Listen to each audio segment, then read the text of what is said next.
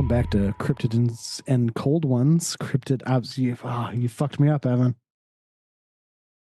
I stuttered. I stumbled over my words. It's okay. This is the Cryptid Observation Corner. I'm John. Today, Junior. I said I'm John. Oh, I'm Evan. I'm Kyle. And I'm leaving all of this in. Leave it in. Just leave it in, John. Let it soak. Marinate and simmer.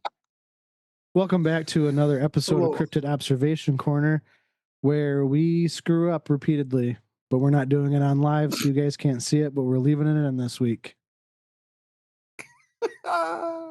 Way to go. Housekeeping. Housekeeping. There you go. Want me to fluff your pillow, Evan? We are on all the socials: Facebook, Instagram, TikTok, X. We are now on Patreon, and I'm currently working on getting all of our episodes on there. They will be ad-free. There will be audio versions and video versions for the newer episodes where we've been doing the video. They're going to be in two different tiers. You'll have an audio only tier and a video, audio and video tier. So yeah, check that out. That will be ad free. I'll be ad free. How much is it? $400 a day. It'll be $5 a month for the audio only version and $10 a month for the audio and video version. That's pretty cheap. Yeah. So inexpensive autism. Yes. Yeah. Without any plastics. I would like to direct everyone over to our link tree as well. All of our links for everything is there. We have some special discount codes in there as well, if you would like to use those. They're for various things. Various things. The stuffs and things. Yep. I think Kyle has a few different stories for us this week. Yeah. Want me to start? Yeah, all right. Whenever you are ready, my this fine is sir. They're just like they're like kind of like the everyday run of the mill happy little sightings and paranormal whatnots, and I got 3 of them. The first one was back on April 3rd, was just reported UFO fleet was seen over Winter Haven, California. That beautiful communist stronghold. Just a short report on this one. California family cruising down the highway could not believe their eyes when they spotted a curious cluster of UFOs that appeared and subsequently vanished in the night sky. The wondrous moment, filmed by one of the witnesses and subsequently shared, I don't know why they used subsequently twice, shared with the National UFO Reporting Center, occurred shortly before midnight on April 3rd near the community of Winter Haven. In the amusing footage from the family, the mother can be heard marveling to her adult children that they are witnessing a freaking UFO comprised of 4 lights that are seemingly flying in formation. So this is from the Coast to Coast AM website. Trying to think who's running that now. R.I.P. Art Bell. Yeah, George Newry is the guy who does that now. George Norrie's still the host of that? Yep, he is still there. He's been the host of that probably since I was 16, 17. Oh, geez. I remember listening to him when I was in college. I'm thinking I'm going to have to put that into my weekly rotation too, because I'm running low on other podcasts to listen to.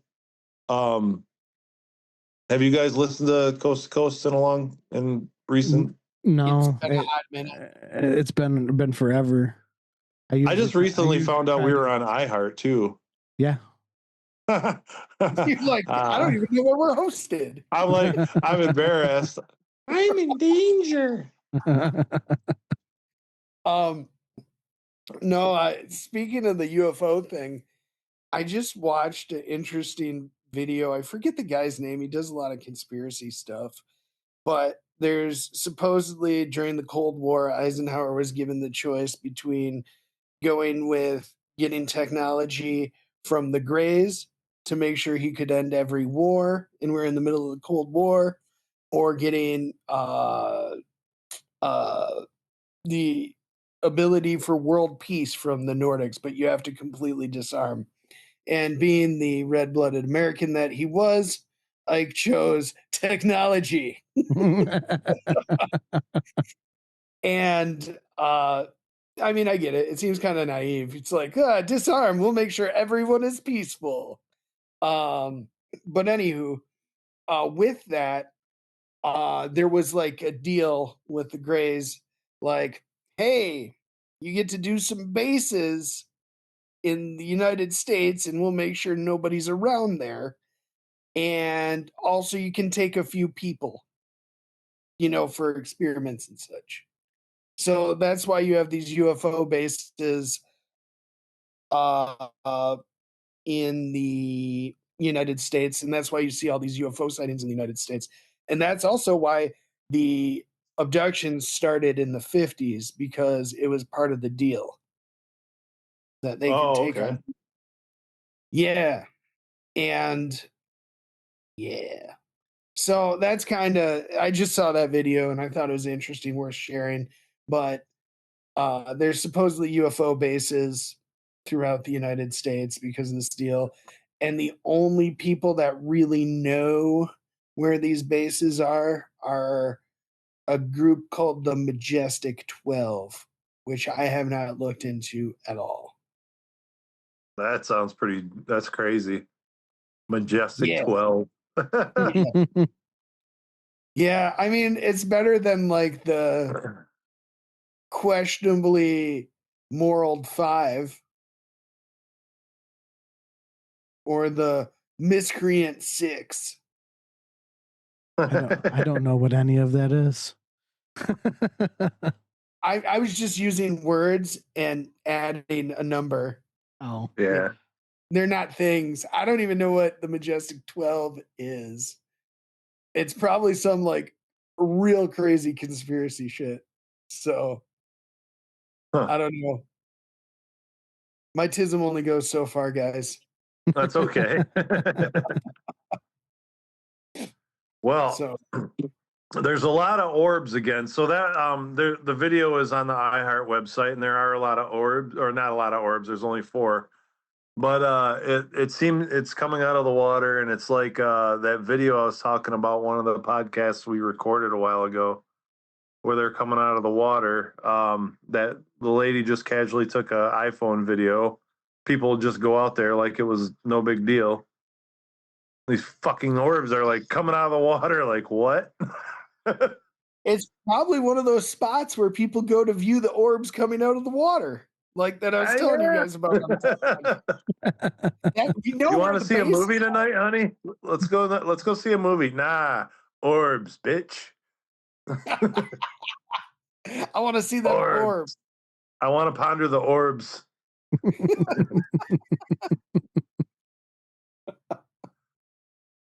Yeah. So next up, from another coast to coast, a diligent Loch Ness webcam watcher.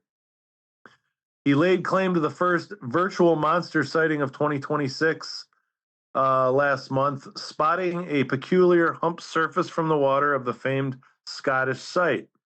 Live stream viewer, now bear with me, it's Eoin O'Feodhagen, captured the observation on the evening of Thursday, March 5th, while watching a webcam at the, and now I'm going to say this name, but remember, this is Scotland. This isn't America. He was watching the webcam at the Clansman Hotel on the shore of Loch Ness. He noticed a sizable black object, okay, seemingly bobbing up and down in the water against the current. That's all I got on that. This is what the guy with a weird name, lots of vowels in it, said. Can you So- say it? Can you say it one more time? I like how you said it. Ewan O'Feildhagen. Okay, so I'm gonna pronounce that correctly. Oh, who cares? No one it's- cares. It's not American. Quit My trying to culture flex. cares. It's pronounced Owen O'Hokagon. Okay. Just saying. Okay. Okay. It's really Gaelic though. That's like the most Gaelic name ever. Ewan O'Feildhagen. O'Feildhagen. Hello, princess. But no, I watched that Waifu. video. And what'd you I think? watched- I thought that video didn't look compelling, but you guys know my opinion on the Loch Ness monster. I guess my take is it does look like there's something in the water, right? But I Yeah. mean, like, it's something that's like it looks like it's like porpoising against the current. You know, like you Oh. see, like I'm trying to explain it other than porpoising. You know how like dolphins and such go by the front of a boat? Yeah. Mm-hmm. Well, it looks like something is like bouncing a little bit in the water there against the current. Fair. You don't get a good visual of anything other than like a little hump coming out of the water. It could easily make that hump an eel, a giant eel.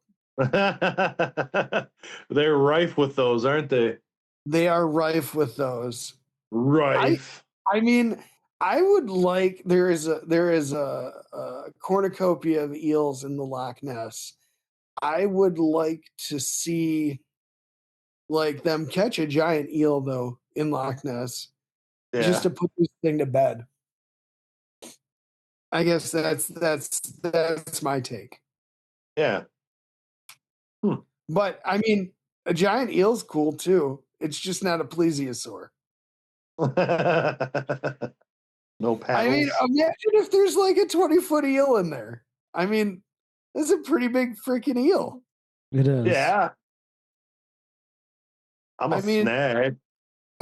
I'm a little slittery snake. Leathery sneaky snag. I don't know. I think it'd be cool to see a giant eel in there too. So, Hell yeah, dude. It would explain some things.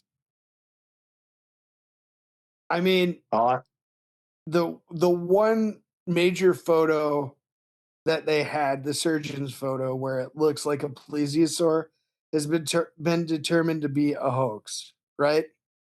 Everything else is basically like humps in the water, which could easily be attributed to giant eels. So, yeah. Well, I agree. I mean, there's nothing else it could be unless it's a plesiosaur. which I mean, I'll tell you what, I will eat crow if suddenly they have a giant plesiosaur in Loch Ness. I'll be like, I will retract my statements and everything. But What if he comes from the subterranean hollow earth too? oh my god. Come on. Ermiger. I thought we got through that. Now that we don't have that, we have the episode. Hey, you brought up my fall from my bed. I got one more for that ass. Nah. Oh, We're going to jolly old England. Those English. So we're their colonial cousins. So there is a hospital in Norwich, England called NHS. They called in an exorcist after hospice staff complained of paranormal incidents and a ghostly girl in a red dress. So they called in an exorcist after staff reportedly saw a ghost including ghosts, including a girl in a red dress at that hospital. The employees at the site, which previously was used as a children's hospital, feared it may still be haunted by spirits following a series of paranormal incidents. It doesn't really say what happened, but they call them deliverance ministers, but they're really exorcists. They're employed by the Church of England to rid the place of evil spirits. Trying to think. These spooky sights occurred at the Priscilla Bacon Lodge near Coleman Hospital, which has been used by Norfolk Community Health and Care NHS to Trust provide specialist end of care life. However, up until 1975, it was the site of Jenny Lynn's Children's Hospital, some staff believing is still haunted by spirits.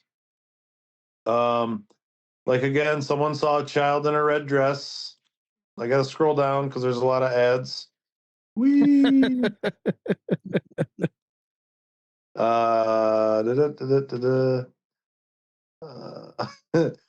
They said it had been a difficult time at that site and requested some holy oil for the cathedral.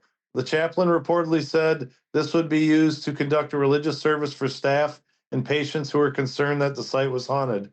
A week later, another email was sent to the Diocese of Norwich, which is understood to have confirmed that they were in conversation with a member of the exorcist team.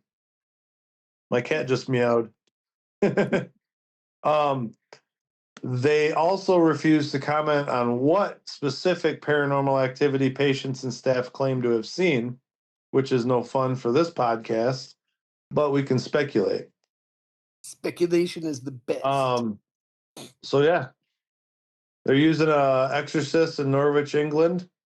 There's a whole bunch of other stuff about it too, but I was go going to ahead. say, I find those super interesting when you have like a government entity contacting an exorcist, right?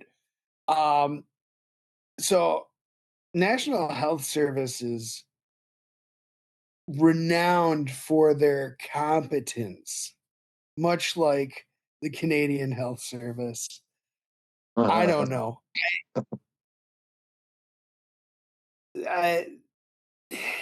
I still think it's interesting that a government entity would contact an exorcist, though. Or do they? What do they call them? Oh, I just shut it off. I have short-term memory loss. Hold on, I have the link. It's deliverance something. Deliverance ministers. Ah, yes. I wonder if that's it makes sense too because the I'm not aware that there's a large population of Catholics in Britain. I might be wrong though. I Well, not thought anymore. yeah. There's that thing, But so yeah, it makes sense that they would have like their own special exorcists. But I guess I wasn't aware that up until you read that there were exorcists from other religious. I thought that was a purely Catholic thing, I guess. Right. That's what I thought too. But they call them something different. I guess it only makes sense though. I mean, they all believe in basically the same thing, but that's something I'm gonna look into that. That's because I've always wondered that about like the Protestant faith. Do we have our own? Well, I mean, Church of England is basically like slightly changed Catholicism just so you can get a divorce because the king wanted. Yeah, historically, that's kind of how that started. They have a lot of dogma. That's a good movie. Yeah, it is. It is. I concur. But and I wanted to talk shit about cracking cans too. Oh boy, what'd they do? They just had an excellent show. Actually, I'm just upset they didn't invite me to be on the show. Let's not encourage them. Well, to be fair, I have been talking to Corey about To be fair. To be fair, We have been talking about, they've got some ideas for us to do an episode together. I'm down for that, but no, I just they had that show. They just did one on the Haitian zombie, Oh, and cool. they were talking about a lot of stuff, and I'm familiar with that particular story. And I texted you guys a little bit about it before. Like I was seriously considering going to Haiti, um, circa 2011. Sorry, John's dad. And why are we apologizing to John's dad? I just burped. Oh, I didn't hear it. But um, but yeah, no, I was seriously considering that, and during that time frame, I did quite a bit of research on Haiti, its culture. You want to know this stuff before you go someplace, right? So I wouldn't, I'd call myself far from an expert, and I've never been there, but I know quite a bit about the traditional beliefs of the Haitian people with the voodoo and stuff like that. And yeah, I I'm just bummed. Uh yeah, it's something that I know about, and I was like, I could add so much to this. So, but it was a good episode. Check it out. I don't remember the name of it, but it should be easy to find. It's an episode on Cracking Cans Cast about zombies. So, I guess I'm not really talking shit. I'm just advertising for their show. I thought it was good.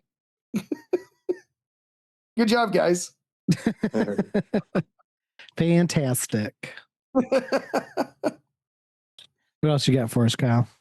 That's it. All out. Fresh That's out. it. Oh man. Oh man. Yeah.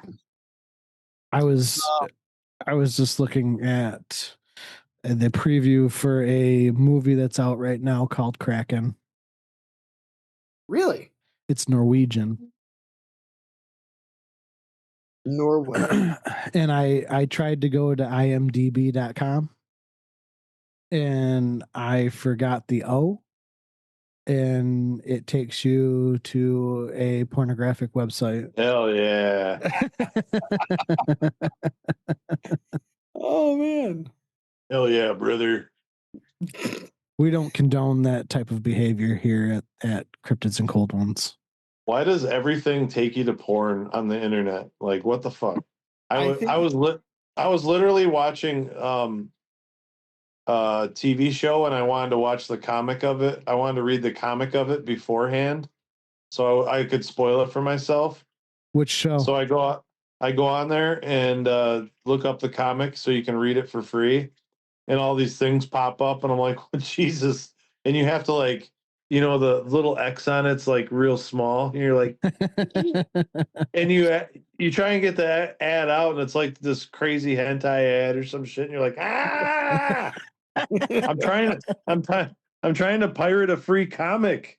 I'm an old man. Give me my comic. I don't want porn. I also have a new card game here that I'm going to try called Squatch and Seek. Ooh. What is it about? It is like a a combat memory card game of logging and legends in the wild Northwoods. You are a hardworking logger, felling trees while the sun shines, but when night falls, Sasquatch lurks. Only lumberjacks who keep their wits about them will make it till morning. We should sit around and drink and play that game and live stream it. Yes. It's like content we've made. It is for 2 to 4 players. We need another friend. And it takes about 10 minutes per game. Oh, nice. That's perfect time frame. So we could totally do it on an episode. I like it. I have kind of a Bigfoot episode that I want to do about the Singaporean Bigfoot, because I don't know if you guys have noticed where we're getting a lot of downloads from. I'm gonna I did notice that they are our second highest That's crazy. demographic right now. We are well loved in Singapore right now. Pretty soon we're going to be the David Hasselhoffs of Singapore. I can't wait. I still want to be the David Hasselhoff of Slovakia. Yeah, what happened to that? Where'd our I don't know. Slovakian listeners go? I have no clue what happened to our Slovakian listeners. They just kind of died off there. Is there any major global things going on in that region? I don't think so. No, I just wanted to be able to roll up to Bratislava and be treated like a king. I like invested in that. I looked up information about their country. I don't know. I just think it's wild people in other countries listen to us. I'm still. I wish they'd write us reviews or write us. They're currently protesting the prime minister. Oh, really? In Slovakia? Yes. They did some really interesting stuff after the fall of the Soviet Union. Key issues include alleged rule of law weakening, threats of media independence, pro-Russia sentiments, high corruption, and efforts to limit voting for citizens living abroad. Sounds like Eastern Europe. Yeah, like the former Balkans is just very interesting. I read this book about it once called The Coming Anarchy, and it was just it was interesting. So, but that's like really boring stuff that no one wants to listen to about my weird books that I read. Well, if Kyle doesn't have anything else for us, my beer is empty. Hey. I got nothing else. I just wanted to talk about Kraken for a minute. Well, it is never too late to escape into the wilderness and become the cryptid you always wanted to be. Good night, all. Night, guys.